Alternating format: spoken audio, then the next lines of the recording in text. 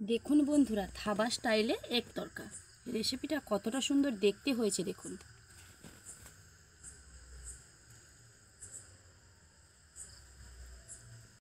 তরকা রেসিপিটা যদি রুটির সঙ্গে থাকে তাহলে তো কোনো কথাই নেই।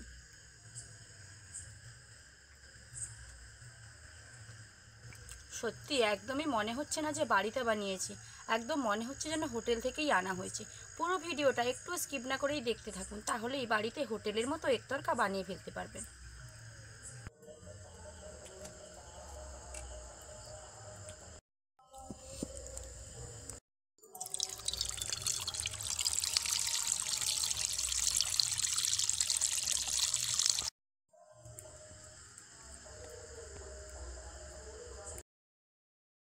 নমস্কার বন্ধুরা, আমি দেবযানী। আমার চ্যানেলে আপনাদের সকলকেই স্বাগত জানাই। আজকে কিন্তু আবারও একটা ধামাকাদার রেসিপি নিয়ে চলে এসেছি।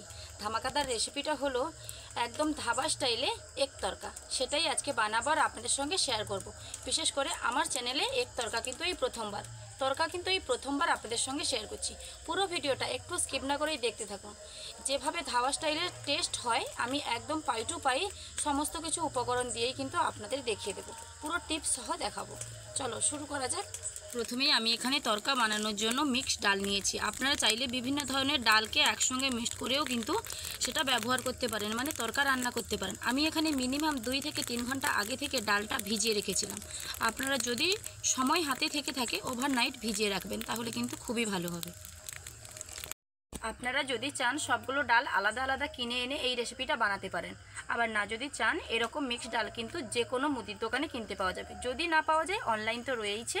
তো চলো, প্রথমে আমি এখানে উনুন ধরে কড়াই বসিয়ে দিয়েছি। কড়াইতে বেশ কিছুটা জল দিয়ে দিয়েছি ডালগুলো সেদ্ধ হওয়ার জন্য। ডালটা কিন্তু আমি 2 থেকে 3 বার ভালোভাবে ধুয়ে নিয়েছি। ডালটা এবার গরম জলে দিয়ে দেবো।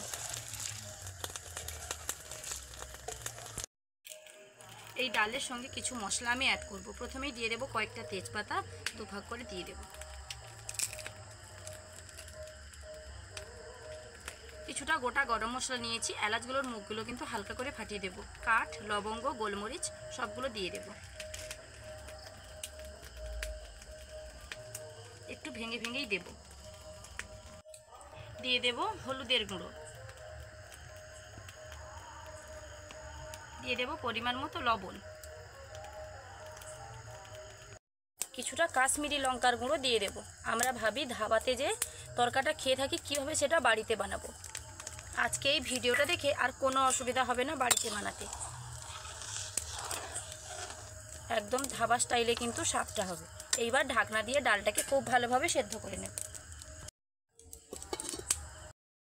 আপনারা চাইলে এটা প্রেসার কুকারেও সিদ্ধ করে নিতে পারেন, তাহলে কিন্তু খুবই ভালো হবে।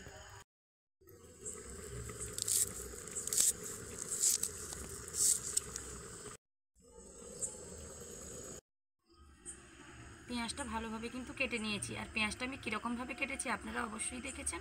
আর এদিকে যা যা মশলা নিয়েছি সেটাও আপনাদের দেখিয়ে দিই। রয়েছে পেঁয়াজ কুচি, আর এদিকে রয়েছে রসুন কুচি, আদা কুচি, এটাও রসুন কুচি রয়েছে, টমেটো কুচি রয়েছে। টমেটোটাকেও ঠিক একই রকমভাবে কুচি কুচি করে কেটেছি। আপনারা চাইলে আরও ছোট করতে পারেন, তাতে কিন্তু খুবই ভালো হবে। আর রয়েছে কাঁচা লঙ্কা কুচি, কাঁচা লঙ্কাটাকে এরকম রিং রিং সাইজ করে কেটেছি। আর এদিকে রয়েছে একটা তড়কা মশলা। বেশ 25 মিনিট পর আমি ঢাকনাটা খুলব।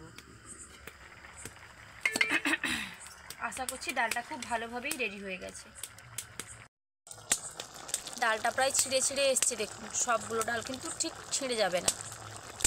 এই যে ঠিক এই পর্যায়ে কিন্তু ডালটা ভালোভাবে সেদ্ধ হয়ে গেছে, আর এটাকে নামিয়েও নিতে হবে। এই জলটা কিন্তু ফেলা যাবে না কোনো মতেই নয়।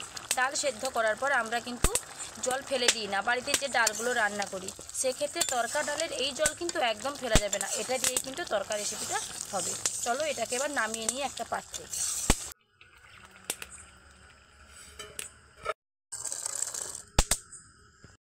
কড়াইটা ভালোভাবে ধুয়ে পরিষ্কার করে আবারও উনুনে বসিয়ে দিলাম। ভালোভাবে গরম হয়ে গেছে। এই পর্যায়ে আমি দিয়ে দেব সরিষার তেল। তরকা রান্না করার জন্য অবশ্যই কিন্তু সরিষার তেলের ব্যবহার করতেই হবে।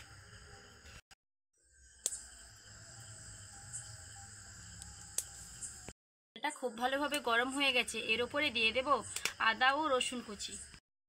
আমি মশলাগুলো ঠিক যেভাবে দিচ্ছি আপনারা কিন্তু পাই টু পাই সেরকমভাবেই দেবেন। আদা রসুন রসুনটাকে ভেজে নেব। মিনিট মতো আমি আদা রসুনটা ভেজে নিয়েছি। এর ওপরে দিয়ে দেবো কাঁচা লঙ্কা কুচি। কাঁচা ও পাকা লঙ্কা আমি একসঙ্গে নিয়েছি। কাঁচা পাকা লঙ্কাটাকেও কিন্তু আবারও 1 মিনিট মতো নেড়ে নেব। এইবার দিয়ে দেবো পেঁয়াজ কুচি।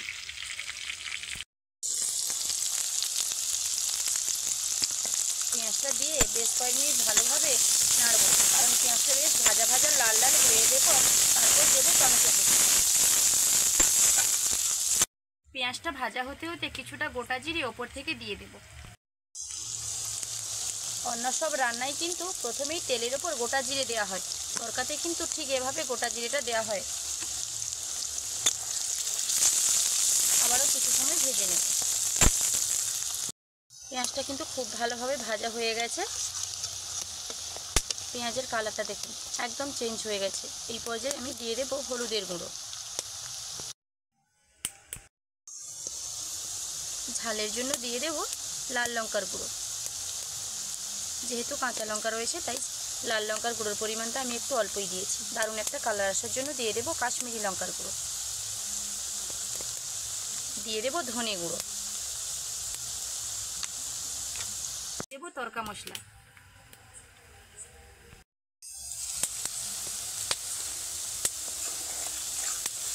এইবার দিয়ে দেবো টমেটো কুচি।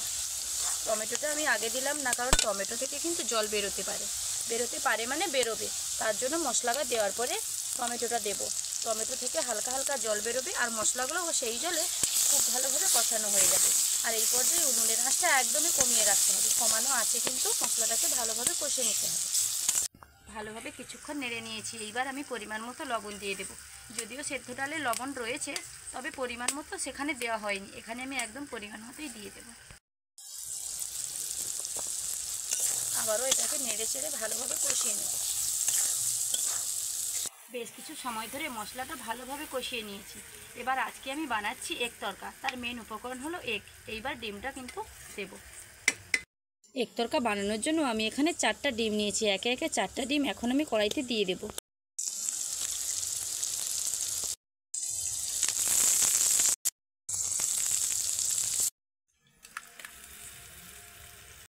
ডিমটা দেওয়ার পর আবারও বেশ কিছুক্ষণ নেড়ে ভালোভাবে মশলাটাকে কষিয়ে নেব।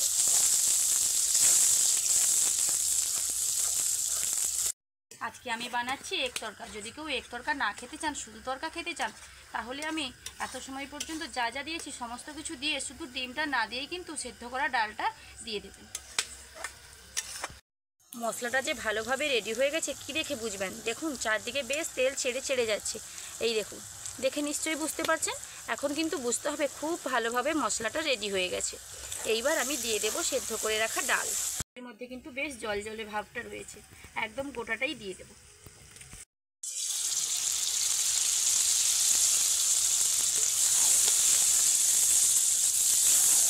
দেখুন তো এবার ঠিক দোকানের মতো তরকাটা এসছে কিনা, ঠিক যেন দোকানের মতো দেখতে এসছে। দেখুন এইবার তরকার কিন্তু আরও একটা কাজ রয়েছে, একদম গুরুত্বপূর্ণ কাজ একটা রয়েছে। কয়েক মিনিট পর সেটা আপনাদের দেখাচ্ছি। তরকাটা কিন্তু আমার খুব ভালোভাবে রেডি হয়ে গেছে। দেখুন বেশ কয়েক মিনিট ধরে আমি নেড়ে নিয়েছি। তরকাটা দেখতে রেডি হয়ে গেছে, কিন্তু এখনও পর্যন্ত রেডি হয়নি। তার একটা গুরুত্বপূর্ণ উপকরণ দেওয়া কিন্তু বাকি রয়েছে। চলো এবার সেটা দেখাই। কড়াইটা কিন্তু নিচে নামাতে হবে। এখানে আমি একটা স্টিলের বাটি নিয়েছি, তার মধ্যে বেশ কিছুটা সরিষার তেল দিয়ে দিলাম। তেলের মধ্যে দিয়ে দেব কিছুটা গোটা জিরে, সামান্য পরিমাণে গোটা জিরে আর কোচানো রসুন। দিয়ে দেব রসুন কুচি।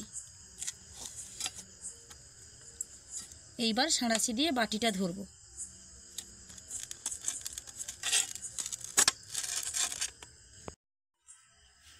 এইবার উনুনের আঁচে এরকমভাবে কিন্তু ধরে এটা গরম করব। গরম মানে বেশ ভালোভাবে গরম হয়ে যাবে। রসুনটা বেশ টকবগিয়ে ফুটবে, হালকা ভাজা ভাজা হয়ে আসবে। সেই সময় কিন্তু এই রেডি করা তরকার উপরে এটা দিয়ে দিতে হবে। আমি কিন্তু এখন সামান্য পরিমাণে কাশ্মীরি লঙ্কার গুঁড়ো এখানে দিয়ে দেব। দিয়ে নেব। কতটা ভালোভাবে ফুটছে দেখুন।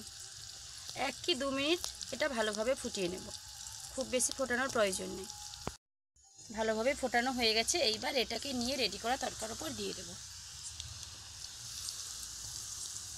আমি এখানে সরিষার তেল দিয়েছি, আপনারা চাইলে সরিষার তেলের বদলে ঘিটাও ব্যবহার করতে পারেন।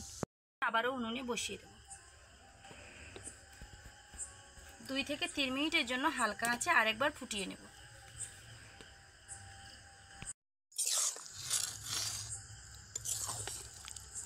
তরকা কিন্তু এবার ফাইনালি রেডি হয়ে গেছে, একদম হোটেল স্টাইলের তরকা রেডি হয়ে গেছে।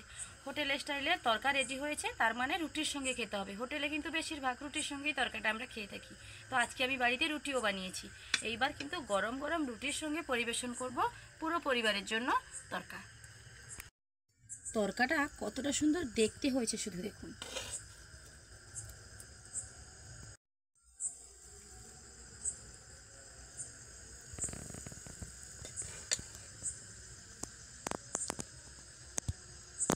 বাড়িতে যদি এরকমভাবে তরকা রেডি করা যায় না, বেশ কয়েকখানা রুটি কিন্তু আরামসেই খাওয়া যাবে। তাহলে বন্ধুরা, আমার এই একতরফা রেসিপি যদি আপনাদের ভালো লেগে থাকে, প্লিজ লাইক কমেন্ট ও শেয়ার করতে ভুলবেন না। আরও এরকম নতুন নতুন ধরনের ভিডিও পাওয়ার জন্য অবশ্যই আমার চ্যানেলটিকে সাবস্ক্রাইব করে আমার পাশে থাকবেন, যাতে প্রত্যেক দিন নতুন নতুন ধরনের ভিডিও আমি আপনাদের সঙ্গে শেয়ার করতে পারি। দেখা হচ্ছে আবারও নতুন কোনো ভিডিও নিয়ে। ততক্ষণ সুস্থ থাকুন, ভালো থাকুন, বাড়িতে একবার হলেও এরকম তরকা বানিয়ে খাবেন। আজকের মতো ভিডিওটা এখানেই শেষ করছি। টাটা।